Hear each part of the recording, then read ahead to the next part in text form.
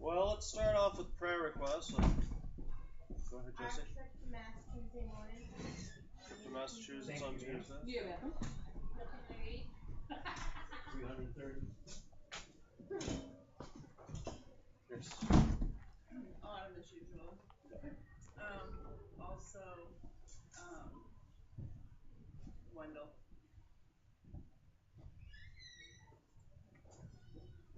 Wendell. Any other prayer requests? Yes, Mark. Continue praying for David Deaver. I mean, to see what he's gone through and stuff when he's up and around. Yep, he was up and around already. So happy to see that. And unspoken, yeah. Moose Jackson. Yep. Number moves. No, that's good. It's Numbers down is good. Oh, okay. Numbers on the Just Good. Yep. Shannon? That's okay. My ex's grandmother, you guys remember her? She came, Alma. She came a couple times to church. If we could just pray for her spiritually and health-wise, that'd be great. Sounds like that entire side needs. Oh, they all do, yes. Just a reminder, we are passing the hat, taking the collection, slipping me money. I'd much appreciate that. It's a great gesture, you guys. It's for pastor. So, we are taking up the collection for pastors Christmas. So, just do whatever you can, by all means. What does that money do? I'd like to give it to him on Christmas Eve.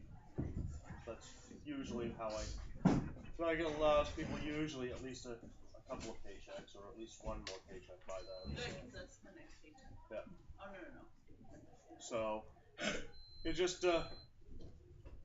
we want to try to, again, help him out what we can.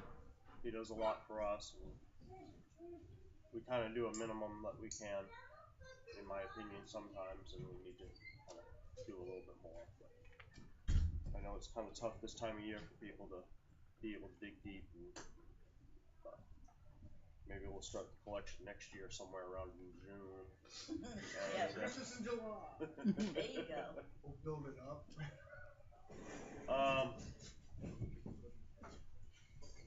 Any other prayer requests?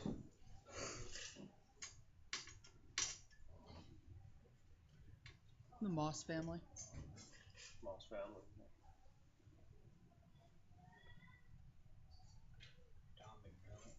Tom next door. He's home now.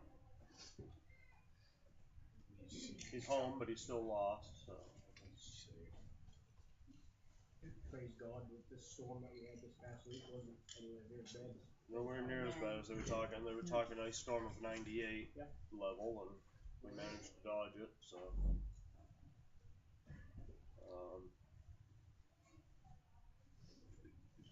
any other? So praise. Sarah had such. She had a great time. We had our birthday party in Newport yesterday at the bowling alley, and Sandy and Shannon and Faylene and the girls came, and she had an awesome time. She had so much fun yesterday. I've got the pictures posted. We asked her what the best part was, and she said the fact that Christine and Geneva were there. Yeah. So. Also pray for common sense of some of the parents in the school. Yeah. She sent 15 invitations to school. I got one phone call and none of them showed up. So just pray for the common sense of parents. It's awful tough. Any other? Well, seeing any? Shannon, you want to open us up this morning? Yeah, I saw you. I saw you chewing. I figured there'd be the opportunity. That's what it is. Father in heaven, thank you for this day that you've given to us to gather together and learn more about you, Lord. And just ask you to be with the prayer requests that I mentioned, Lord. And just Your will be done with each and every one. Please be with the families here at the church, Lord. Anything that's unspoken. Please be with us as we dig into your word this morning and have our lesson in Jesus' name. So, today, if you look at page 16 in your quarterlies, you see the topic heading is to praise God for His mercy. We're in Psalm 86, if you don't have the quarterly with you. If you need a quarterly, let us know. We'll get you one.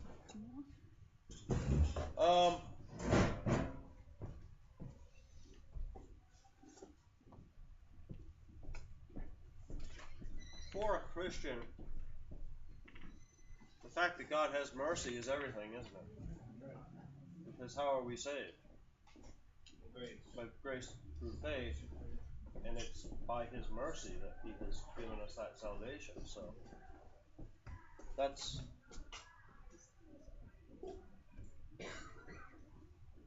okay. I apologize you can't hear me up back, but I'm cold.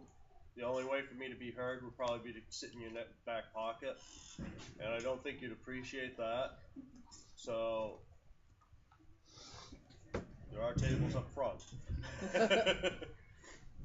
I'll try to project a little bit more, but I wasn't even sure I was going to be able to teach it today. So,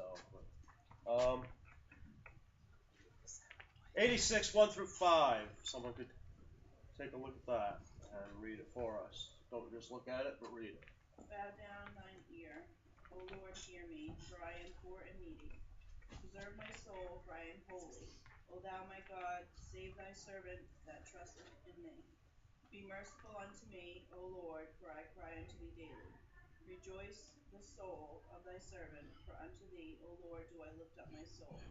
For thou, Lord, art good and ready to forgive, and plenteous in mercy unto all them that call upon thee. What are the two basic themes that he's talking about here? Mercy of God and rejoicing.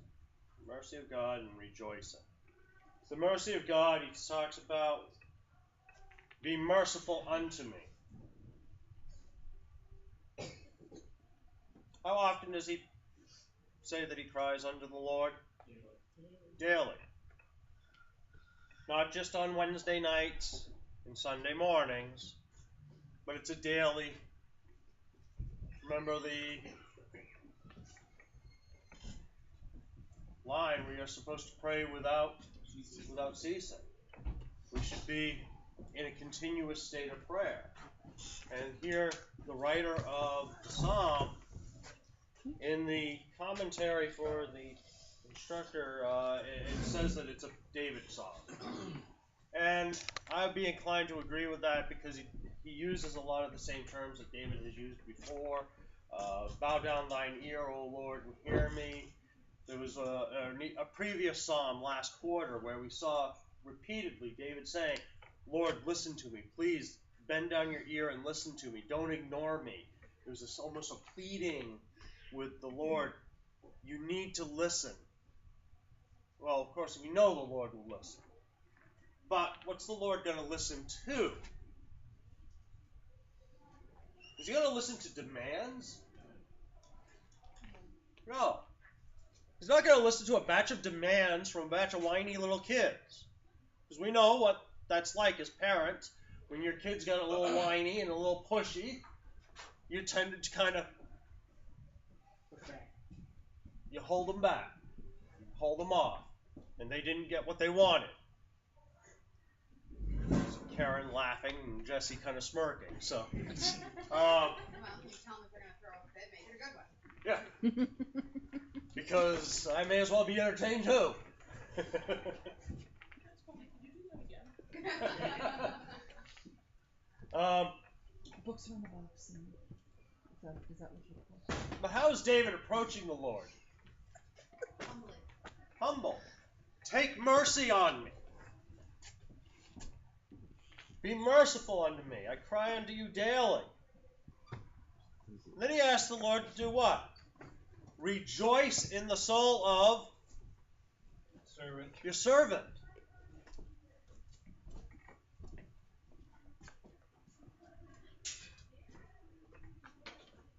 He's asking the Lord to. Well, what's he asking the Lord? Someone else. Rejoice in the soul of thy servant. What's he asking? He's asking for happiness. He's asking for the Lord to be happy with him. With how my soul is right now. Rejoice in the soul of thy servant. If my soul is not right, is the Lord going to be rejoicing in me? And so it's a case of I have to be in the right place mentally, spiritually, physically, in order for the Lord to be happy with me. Now, we all know He's always going to love us, but He's not always going to be happy with us. And that means sometimes we do things that are pretty stupid, and the Lord has to give us a little bit of a smackdown.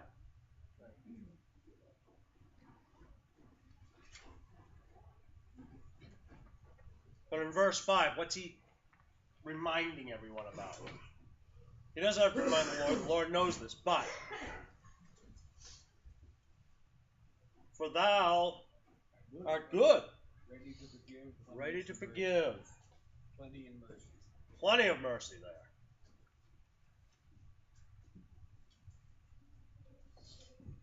We don't have to worry about that mercy running out. It's plenteous.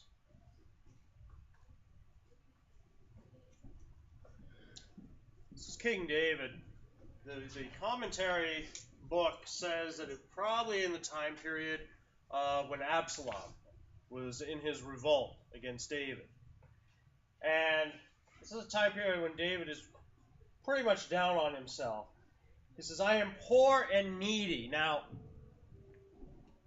this is the king of Israel saying that he is poor. Now, we don't mean not material wealth. What is he referring to when Poor he in spirituality. Okay. And spiritual condition. Spiritual condition, some of, and again, the commentary, it said sometimes that term that translates to poor would also be used to mean depressed. I think we started talking a little bit last year about people this time of year begin to get that sag down because of depression and whatnot. And here David is saying, I'm poor and needy. I'm depressed and I need you.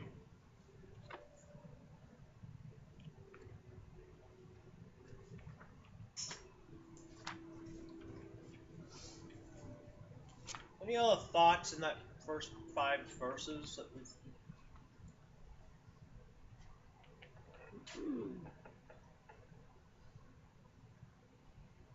I think all the brains went into neutral.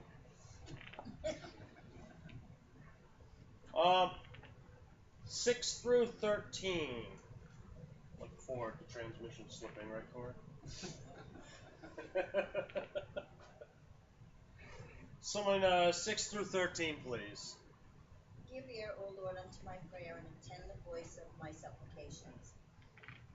In the day of my trouble I will call upon thee, for thou wilt answer me.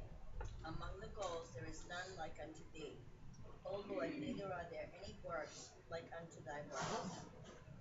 All nations whom thou last made shall come and worship before thee, O Lord, and shall glorify thy name. For thou art great, that doest wondrous things. Thou art God alone. Teach me thy way, O Lord. I will walk in thy truth. Unite my heart, fear thy name. I will praise thee, O Lord my God, with all my heart, and I will glorify thy name forevermore. For great is thy mercy toward me, and thou hast delivered my soul from the lowest hell.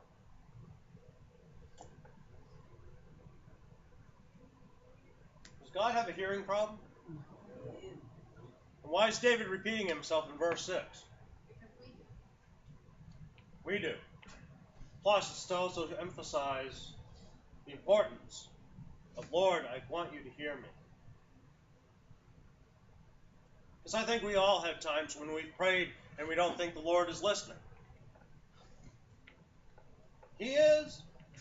He just may not hear what he may not like what he hears sometimes and choose to ignore us. Exactly. Again, think about that child issue that we sometimes ignore them because Well, and I think sometimes we need to go through what we're going through. There have been things that have happened in my life where I know that if I had gotten out of it or got into it or whatever at a different point in time, my life would be very, very different at this point in time because I would not have been able to handle certain things that have come my way. You wouldn't have grown the way you have. has he asked for anything in the up to this point for an immediate, Lord, I need you immediately? In verse 7, what's he say? In the day of my trouble I will call upon thee, and for thou wilt answer me. Because he knows when he is in immediate trouble, that God will respond at that point. This whole idea of the daily prayer that he is doing to the Lord is he's keeping that communication line going, and he's keeping a good relationship, so when he does have that immediate need, it's more likely that Lord is going to, absolutely. You recognize me as being holy. You recognize me as being your Father. I will reward you when you are in dire need. But he's not just recognizing him when he's in need. He's recognizing him every other time as well. And that's what all those daily prayers are about. It's that constant recognition of the Lord. And then when that dire circumstance comes about, the Lord is more likely to help him out.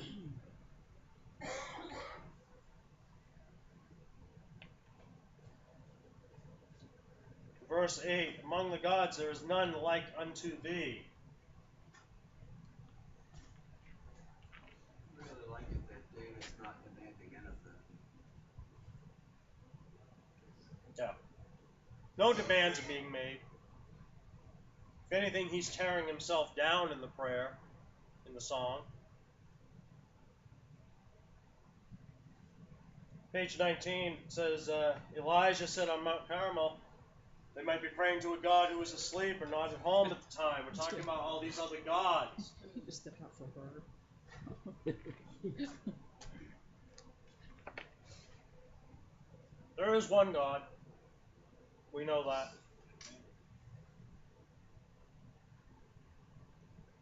In verse 10, for thou art great and thou dost wondrous things, thou art God alone.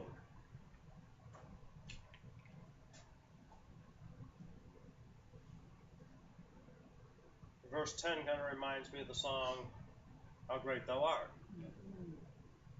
Talks about the wondrous things, emphasizing, you are great, though, Lord.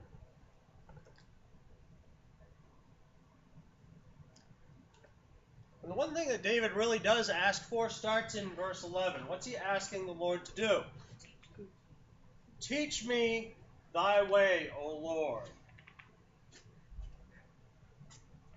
If this is written by David in the time of the revolt of Absalom, David is older at this point, and it means that he's not fully understanding how the Lord is working in things, and he wants to get a better understanding of that.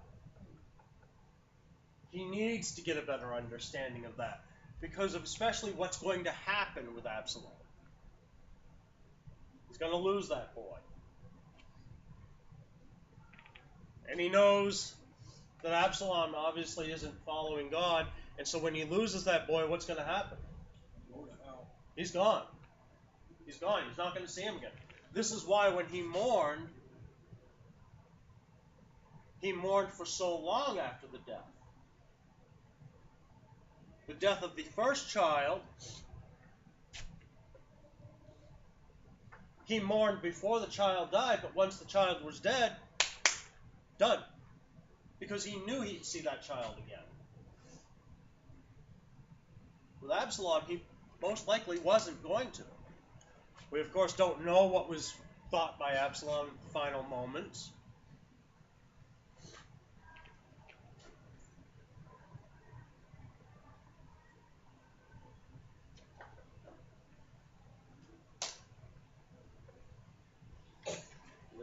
ahead one page or I'm behind one page? I will praise thee, O Lord, my God, and with all my heart I will glorify thy name forevermore. The more we learn about the Lord, the more we're going to praise him, the more we're going to glorify him. We often say, and we know this, we say it a lot, I think it's good to be reminded every now and then, it's not our plan, it's all God's plan. So even when the bad comes, we still need to glorify. A lot of people, when they go through bad times, they think, I've got to change my situation, I need to change my circumstance, and they don't do it by a prayerful thought. We've got to remember, as long as we are walking right with the Lord, when the bad times come,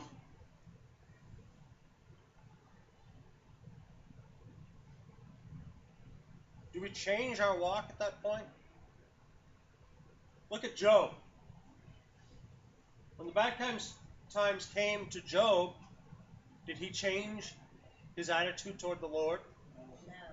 No. No. If anything, he settled more into. What did people tell Job? It must have been something you did.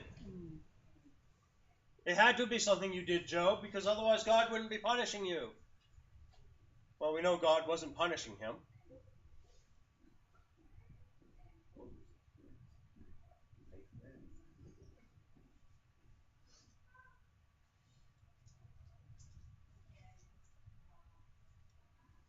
Because in verse 13, where has God delivered the writer from? Lowest hell. The lowest hell. David used a psalm that talked about the miry pit, and that the Lord reached down and placed his feet upon solid rock.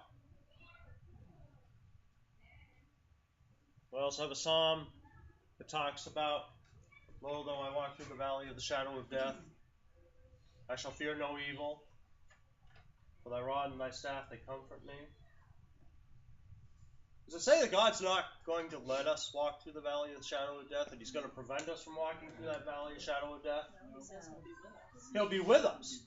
He'll be walking with us. He will protect us. We just need to make sure we're in step with him. And that's where that mercy comes in. Bad things happen. Life sucks. Sorry. That's the way it is. But you know what?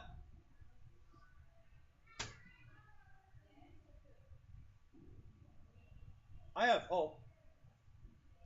Because I can have bad times right up to my last breath. Probably will. But after that last breath, what happens? I'm going to be with my Lord. These people that are happy, we talked about this last week, I think it was. These people that are happy all the time, probably not so happy. Talked about Robin Williams. I think it was last week, wasn't it? We talked about him. Yeah. Always had the outside appearance, being happy, seemed like he had everything, and then what happens? Ended up killing himself. Well, look at the girl that had cancer and chose to end her life. She said, it's too hard, and all I can think about is leaving one tiny little fire to jump in is enormous. I also don't feel that she really gave God a chance at that point. She doesn't know. She may not have been. Yeah, she was sick, but she may not have been as sick as she thought she was going to be. Things may have been completely different. She didn't have the spiritual strength to try. How many times do you hear people say they've only got about 3 to 6 months, and about 3 to 6 years later, people are still around, doing just perfectly fine? Two cases come to mind: David Deaver and Moose Jackson. Yeah. Well, And Uncle you? Wally was like that. He was. Look. You have no idea when you're going to get hit by a bus, in all honesty. I mean, look at your situation. And my mother-in-law gone Yeah. once. Things could have been completely different for you, but you had the spiritual strength, Oh yeah. and God helped you through it. That's right. And that's what I think is the problem with a lot of people, is they just don't have the spiritual strength to realize, hey, I've got the best person up there to help me. Maybe I should actually depend on him more. Yeah. That's what I don't know if I mean, you can have your own opinion, but I don't think life sucks. You know, we have situations we go through and all that. Some we bring on ourselves, some we just, it is what it is. But I think it's all in your attitude, one's Exactly. attitude. That's all If it I sucks or handle not. Amen. And that probably, Handle it. I was probably You know. a little harsh in my stating of that. I mean, Like, you have to have the right attitude toward it. Exactly. I mean, look at Paul and Silas. Their lives sucked. They were in a prison, but what they do with it? They kept their spirits up, and as a result, they were set free, and they saved an entire family. Well, So, it's what you make of your circumstance. Yeah. it comes down to our walk with Christ. Because if we only run to Christ and ask for help when things are bad, and then we take all the credit when things are good, that's going to dictate how our life goes. watch how quick that good turns out. Absolutely. Our walk needs to be just as strong, if not even stronger, when things are good, as when things are bad. It can't waver when things are good or bad. It needs to be constant and increasingly growing. Well, and I read a book one time, and the author was very much, when things are good is when you should be drawing near, because when things are bad, you may not have the opportunity. Right. Exactly. Or are things bad because someone in your family has a stroke or a heart attack and you're missing Sunday services? Yeah, Draw 100% right. near when things are strong, and then you won't even have to think about it when things are bad. Right. Oh, I'm trying to think of what it is. Did we jump ahead on anything? No, he said something that I'm trying to remember where. Two-minded man. The two-minded man is going to be unstable, and that's what Matt was talking about. You go to the Lord when it's bad. You stay away from the Lord when it's good, and that's when you become that two-minded man, and that's when your life is going to be that unstable life. But he talks about unite my heart to fear thy name. We need to have we need a physical and a spiritual union of our bodies. And then we have a spiritual uniting with the Lord. So that way there we're on a constant, steady path.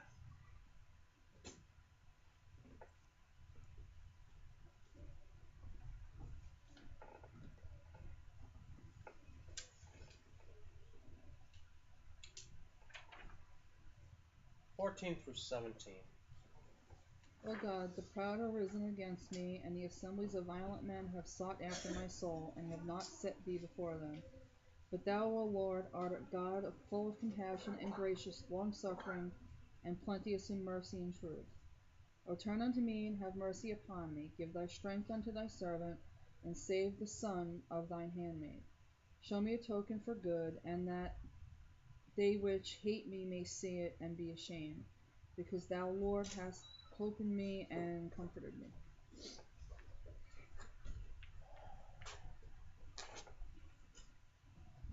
We've talked about this before, but let's just think about David in his time. This was David that wrote this. Did he have people after him? Yep. Oh yeah, all throughout most of his life.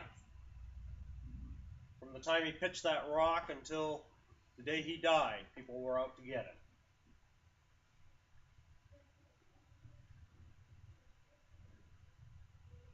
But did anyone ever succeed? No. Why? God's blessing. He had God's blessing. I mean, he did some stupid things every now and then, but God still blessed him. God punished him, but God still blessed him after that. Nothing David did ever tore him totally away from the Lord. If anything, when David realized that he'd done something wrong, he usually came back stronger than ever.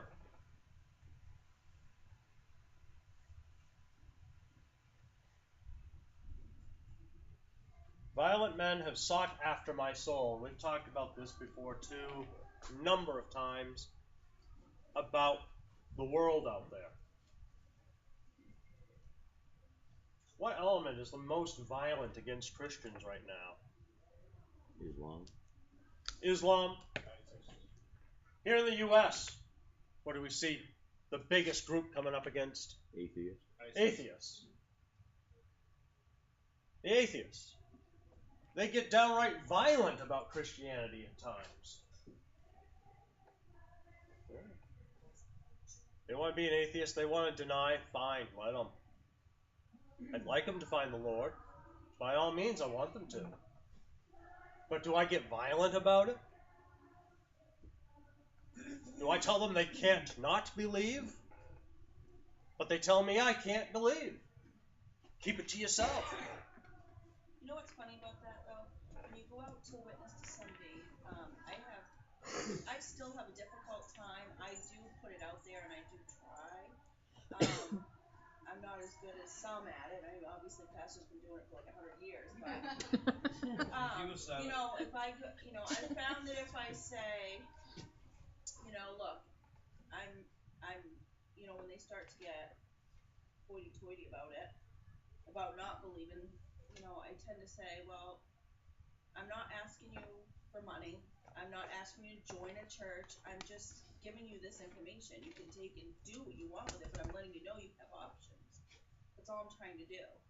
And so I'm not asking for anything. I'm not soliciting. I'm not, trying to force anything. I'm just letting you know, hey, you have an option. I mean, that's totally up to you what you do with it. But Right. I mean, when you go Dan, but we're not going to kidnap you and chuck you in it. Yeah. Right. Why not? Well, there goes this afternoon's activities. Yes, Steve. Well, if you've seen the movie God's Not Dead, the basics of the movie is that the professor is angry at God because his mother died. The young man makes a very good point. He goes, that's very interesting. He says, you're angry with a being you claim does not exist. How could that be possible? I've watched that, and that part, possible. yeah, it's not possible. You cannot be angry at something that doesn't exist. No. Yeah. That means. Well, I think that's why they're agnostics, not atheists. Well, most of the atheists that I've ever spoken to, if you get right down into talking to them, they will admit they're angry at God. And I said, then how can you be angry at a person you claim does not exist? Right, which inherently makes them not an atheist. Right. Because they believe it's up there. Right. At that point, and dare I say it, they become an antichrist. Right. Because that's ultimately what they've gone to. Because even the devil knows there's a God, and he's mad at God. Yep. And how much these atheists, they're no different than the devil at that point. What's agnostic exactly? Agnostic is kind of a not sure. They question the existence. They don't They outright believe in deny. something, but not sure. Yeah, they don't outright deny the existence of God, but they don't know just what that presence of God is. So they think it's aliens. Oh, Maybe. They're kind of open to anything, really. They have no definitive religion. They've never read the Bible. They don't practice anywhere.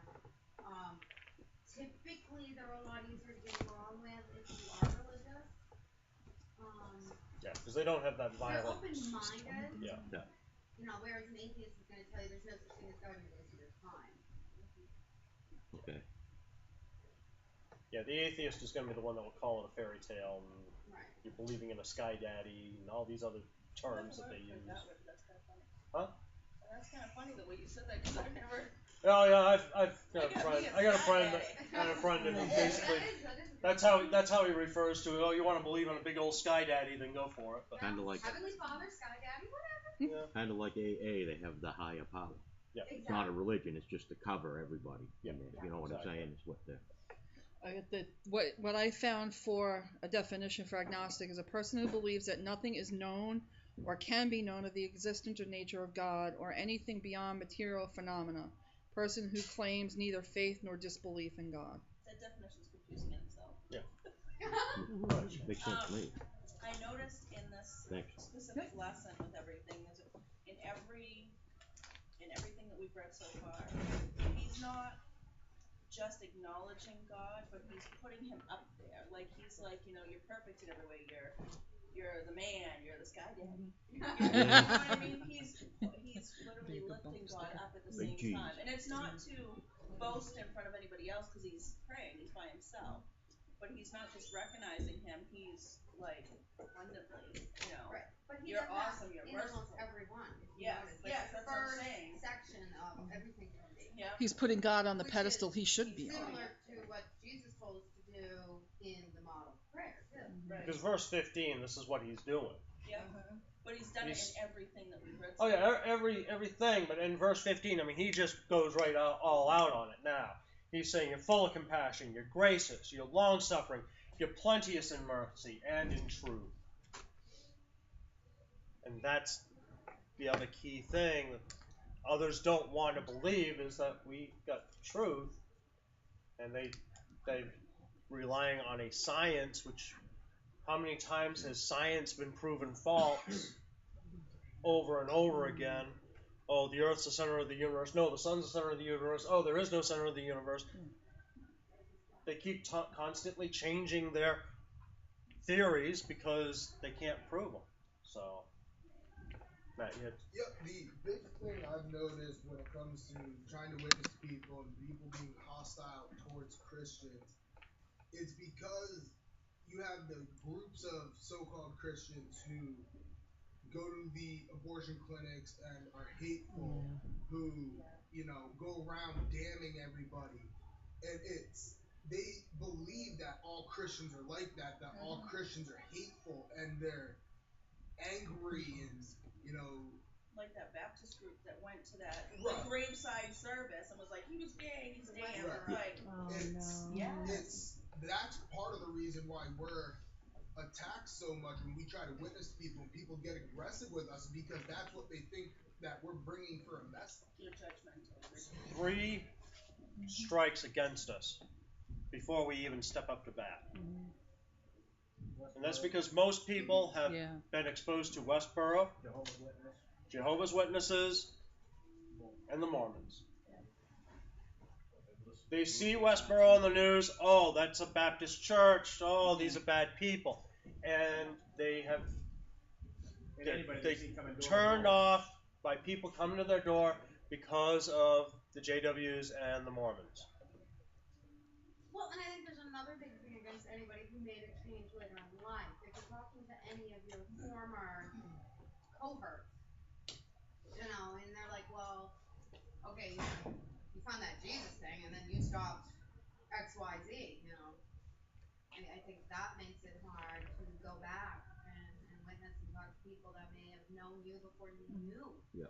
I've run into that too. I've lost a lot of friends that I've had for years because I accepted Jesus and I'm going to church and I'm not doing things I used to do and I'm not acting like I used to do unless New Yorker comes out and then I can't be held responsible. I take that whole thing at verse 17 then, which kind of leads us well into this. You show me a token for good, that they which hate me may see it and be ashamed, because thou, Lord, hast helped me and comforted me. And I think that that's a lot of these people that come to the Lord late in life. That's our token. That's our token for good right there, the change in our life.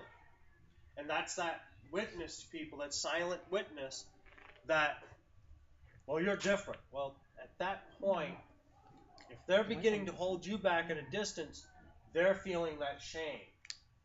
Because if you've changed your life and they're not changing theirs, they know that they're wrong. Well, that's the biggest thing I see why they hate Christians so much is they don't see what you see. They're afraid of it. because they can't see why you're in love with Christ. Right. You're hitting something on the head there. Because I could say myself, even if, because I was later in life, and you lump everyone into Jehovah's Witness. That's one thing. You know what I mean? And you come talk to me, I believe in God my own way, and don't be pushing it on me. You know what I'm saying? And partly, I think, you don't want to change. You know, absolutely, you don't want to change. You know, and you don't want to be heckled by your friends. You know. But there's a right way and a wrong way to show God's love, and it's not by putting somebody in a headlock and taking the Bible and jamming it down their throat. We do it. Hey, I thought it was gonna be. There goes the other part of this afternoon. Boy, we might as well go home. No kidnapping, no jamming a Bible down their throats. But we have to do it through our actions sometimes first before we even bring it up. It's by showing love, by not being judgmental, by being there for somebody even in their hard times, or even if you don't agree with them. Because even Jesus hung out with the unworthy, the people that were unworldly, or that were worldly. Oh, technically, he hung out with two thieves. Exactly. On a cross. Yeah, That's who we hung out with. Yeah. I mean, so. That's who he chose to spend his last minutes with. Exactly. I mean, we can't sit there and expect people to be open to the Word of God if we're pounding it down their throat, or if we think we're better than them. You know, we have to do it. You can't do that. No, we have to do it through love, and sometimes the only way we can show somebody God's love is through our actions and not our words. And how you live. Exactly. Pastor, I think, said it one time in here. He said, if you want to bring somebody to Jesus, you have to be Jesus. You have to be the Jesus they see. You have to put Jesus on and show them. That's you can do that, but none of us are Jesus. Well, and we're all going to sin, mean, but that's what people are looking at. Right. Wait till they falter. Let's see, I'll catch them. Well, they're hypocrites then. The second that happens, you're a hypocrite. You have to live a Christ-like life. You can't say one thing and do another. We actually, a lot of times, we also say that we're often the only Bible people see. Right. The biggest thing too is, as you're saying that, is a great witness to people is that aren't Christians, as you're saying, is, and I found this to be true, when somebody is hurting and a Christian comes to them and they're there for them, it makes a huge difference, because you're not throwing the Bible at them, you're there helping. And they're looking, it's like, and you're not why expecting are you here? anything. Yeah. Yes, you're not expecting anything. Why are you being good to me? Right. I had a neighbor of mine was we were talking, and they asked what I believed in, and I said I was Baptist, and they said they wouldn't go back to a Baptist church because the people there screwed them so bad. And I thought, but to try to tell them it's not the Baptist religion, it's actually it's the people within the church. Right. Well, You can't like that because it's the people. Right. It was like it was the people that did it. They didn't walk the way they should have walked. They didn't show the way that God would want them to. So if they stabbed you in the back, or if they did you wrong, it's not all Baptist churches. It was just the people that you had. So to try and get them to, that's hard too, to try and get them to come back or have any kind of faith, because like you all said, they think everybody in that religion. But at the same is that time, way. if your kids did that, or a family member did that, would you turn them away? You know what I mean? Would you turn your back on them because you still love them, you still take them in? I would hope that everybody would take their own kids. I mean, that would still love them. When it comes to my mother, I mean, she's going to a Korean church. A Korean church? Yeah, she's got to be the tallest person in the church, no pun intended. But she was the pastor was talking to her for 6 months. Do you believe in first thing he asked her is, do you believe in our doctor? Yep. Okay, you're saved. Yeah. And when she starts talking about things, I'm on the other end of the phone wanting to go no. Yeah. And I try to sneak little things in to try to get her to realize that that's not how it is. My mother thinks that just because her and I believe in God, we believe the same thing, and I'm like, oh. No. It's different for everybody. Right. We all know just because a church has the name Baptist on its front Right. doesn't mean they believe the same stuff that we do. Right. There's a lot of Baptists out there that believe you can lose your salvation. Yeah. It's like the Baptist churches right around here. They're very different from here. Yeah, I wasn't gonna name them, but I did. Well, no, I said just around in here. general, there's first, there's second, there's southern, But that's the problem with the general public, is they don't realize that they see the name. it's Baptist, but why are there 3 Baptist churches in town? I'll admit, I don't know. Well, you don't. Like when Matt and I You were don't living in until you research it. Baileyville, I'm like, why can't we just go to this church? It's a Baptist church, whatever. And she's like, no, they believe in this. And I'm like, okay, bye. Well, I mean, there's Pentecostal churches that believe the same Whatever, way. George is coming again. No. Anyone else been to New Hope? Anyone else? New Hope? Because we used to go to New Hope, and they believe about the same thing. A little different, I think. Pastor says they believe universalist, but I never really saw that. But he'd know more than I do about that. But they all believe in the same God we do. They use the same Bible, and they believe you can't lose your salvation. I mean, A lot of the differences there get down into even more of the minute doctrinal. yeah, very minute. That's what I. I think amongst churches we look too much at the name. Oh well, we're Baptist this or Baptist that or Pentecostal this. When it really comes down to it, do we believe in the same God?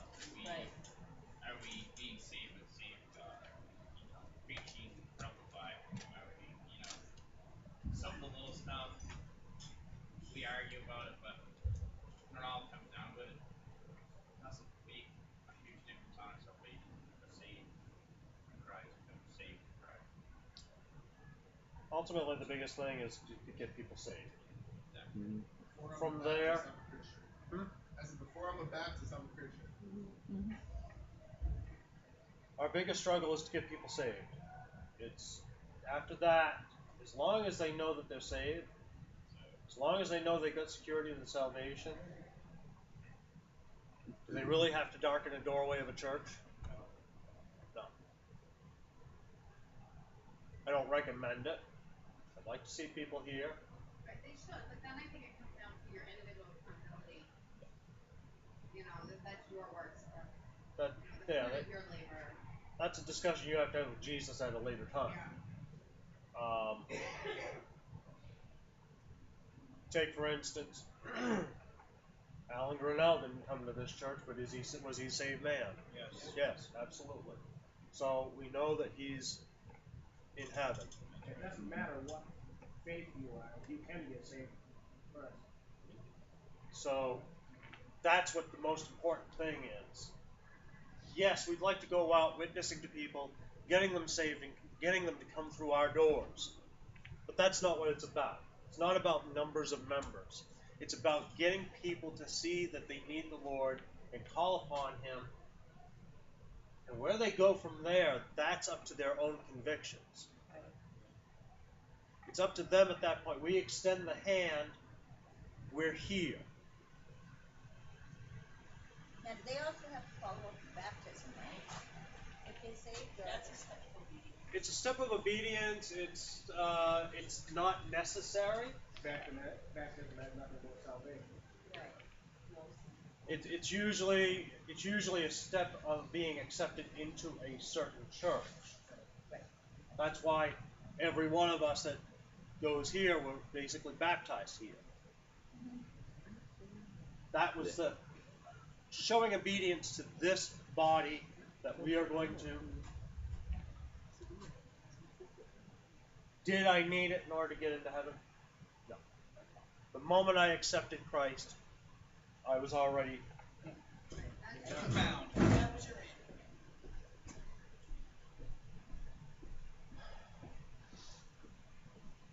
Then we have people that are saved and baptized that we just never see again anyways.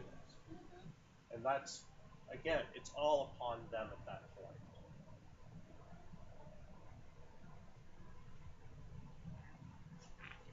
I would think that if you were saved, you'd want to have that next step. You'd want to take that next step on the journey. And then you'd want to make those, but it's not for us to. How many people came here, were saved at an early age, but took baptism much later in life? So, it's not a requirement by any means. What's missing in a lot of churches, especially Baptist churches, is discipleship. A lot of focus of Baptist churches in general is to get people saved, which is a great thing, but then they don't spend the time teaching God's word and how to be a better Christian. They don't teach that. The Bible teaches that. We're supposed to teach that. How to be if you're a husband, how to be a better husband. It's right there in the Word. Better dad, all those things. They're right there. They miss that second teach. They teach, they baptize, and then they're like, you're on your own. Well, and I think that's the problem with not backing the church's door is it's your own walk with Christ, it's your own enrichment that you're missing out on. Right. You're not learning all of these things that the Bible wants us to learn. Think about it this way. If a Baptist church is a Baptist church is a Baptist church, why are we here and not up the road? Because we got a bad kitchen. We'd like I missed that. What was that? Better kitchen. Yeah. Yeah, there you go. Better kitchen and bigger coffee pot. It's because some people just aren't teaching what people need after that point. Some people are content where they are. It's great.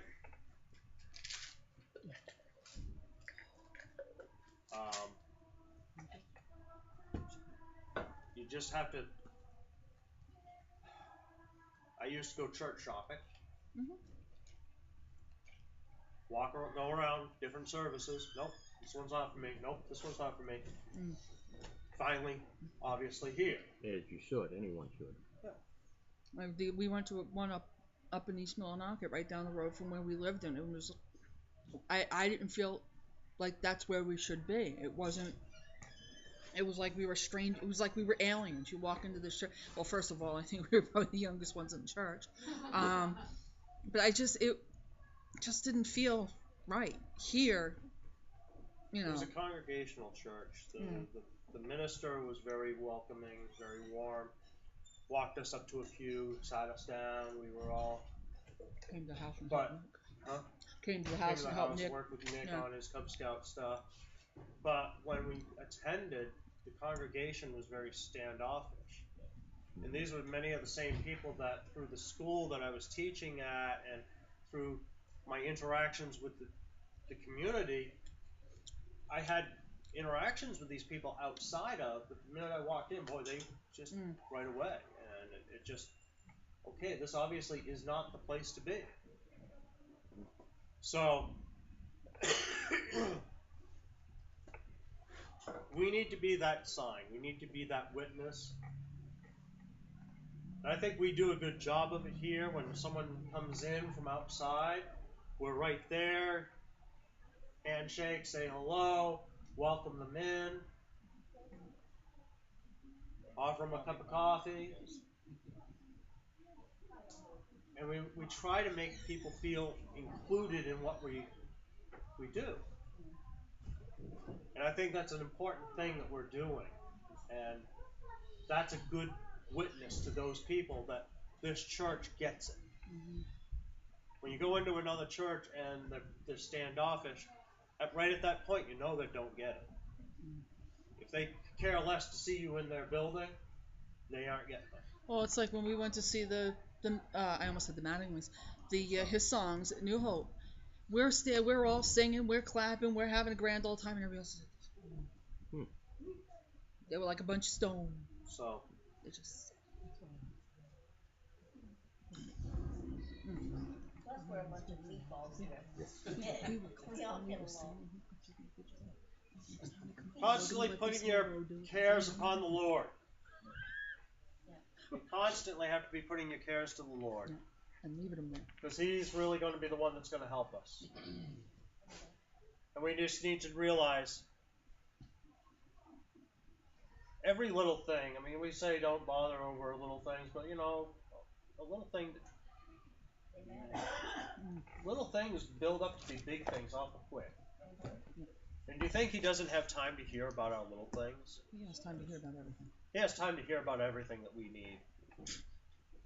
And His mercy is going to step in where He feels it needs to. We shouldn't feel bad about things that are going on because He knows the grand design. He knows the plan. And whatever we're going through, that's all part of that plan. And who am I to second guess it? He's going to show me the mercy that He needs to help me get through things. And that's what's important. Any last thoughts on this? Okay. Any last comment, prayer requests, praises? Praises are always good. Praises, cars fixed. Cars fixed. Amen. Operational. Yep. Running a little slow, obviously. Today, yes. You gotta wind that rubber band up, Paul. That's what broke. Take the hamsters in at night and feed them. You gotta tuck them in, keep warm. That's first of all. Praise that we have the church body that we have. Yeah. The family that we have. Love you guys. Let's remember that. Just stuck with those It parts. is a family. We're going to tick each other off. Yeah. Well, let's get over it. Get over it. On you big girl. You know, that's the thing. We just got to remember we're going to annoy one another occasionally. That's part of the fun. Sometimes Just it's all bump each other in the nose and shake sometimes it's hands. all the fun. Like Geneva. Put your shoes on. Put the soul. Please, Geneva. Sorry, guys. Any other thoughts, prayers? We're made in God's image, and He said clearly that, "Hear my cry, O God," and hear me. So that means we get our selected hearing from God. I think it's something men are just born with, genetically. It's a gift. It's a spiritual gift. See, you didn't even know that. Huh? Kelly, it's selective hearing. What was Kelly talking again? See? Prime example. All right. We need to thank God for those 4 youth at the ISIS beheaded that they didn't denounce Yes. Christ before they, Again? you know, they were strong and believed in who they believed in and didn't denounce. No. This ISIS group is This ISIS group, I really find this group to be annoying. They've just come out with a pamphlet explaining why it's okay for members of ISIS to keep female sex slaves. This is the mindset of these people. Alright? And that tells you what they want to do. Because they're already coming up with ways that they can excuse their behaviors. So the minute you start seeing people coming up with excuses for behaviors, it means they're going to start behaving that way. And we know what we're going up against. The pamphlet, obviously they're already doing it anyway. Now they just need instruction. Now they need to justify it. Yeah, exactly. Has anyone in here actually read the Quran? No. To see what they actually believe? You've actually read it and studied the laws? Does the Quran say to have In the Quran, put women down and in the Quran, it states that if you do not believe in Allah, you will be put to death. Okay, I see. All right, so that's in there. But what about all this stuff about he said about these having people sex slaves? I can't remember off the top of my head. To my knowledge, the way You that know, I read it in that's that just pamphlet ridiculous. thing, they said that a man. Again, we got to remember the time period that it would have happened, where the time of Abraham, it was acceptable to have multiple wives, and any woman in the household, including slaves and servants, were property of the master and therefore free reign for the master. I know it does say And that's basically what they're excusing these sex slaves That's for. not what it means. I know it says in there But that's how they're taking. How they're taking. pretty much women are less than men, and men are the supreme beings that. So. Why would the Supremes a group of Well, women? you know that. Why would the Supremes a group of women? It does say that if you kill one innocent person, Allah will hold you guilty for all of the innocent people that died. So when they blow themselves up and they kill one person that's actually innocent, according to the Quran, they are guilty of all the innocent people that ever been killed. But that they don't. In the Quran. But they don't consider people that are not. See, the thing is, though, you have to remember, it's just like the Catholics did during the Inquisition. Yeah. With our very same scriptures that we read. Right. There's no difference. Yep. Man has a way of warping everything they put their hands to. Yep. The Bible's no different. God's word's no different. The Quran's no different. Buddha's no different. Hinduism's no different. Yeah, they're always. We're up against time. We've got to cut it short. Just quick. They had something on a Muslim on Facebook saying that he came to Christianity, saying that in the Quran they put Jesus on a pedestal. They talk about him being the higher one. So why are all the Muslims thinking that Allah is the one that should be worshipped? Because it clearly states that Jesus is the one.